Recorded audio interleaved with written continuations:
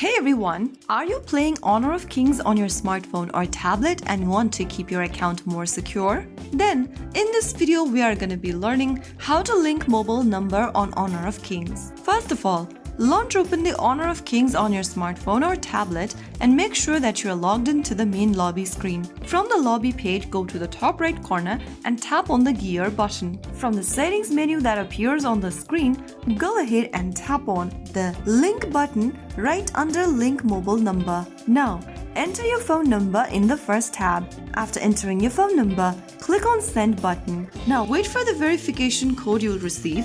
Type in the verification code you received via SMS and click confirm. Now you have successfully added your mobile number in Honor of Kings. Linking your mobile number in Honor of Kings is simple but important to secure your account and protect your progress. This will make recovery easier and ensures you don't lose progress if you change devices. So that's how you can easily do it. If you found the video helpful, don't forget to like, share and subscribe to our channel. I will be back again in the next episode. Thank you for watching.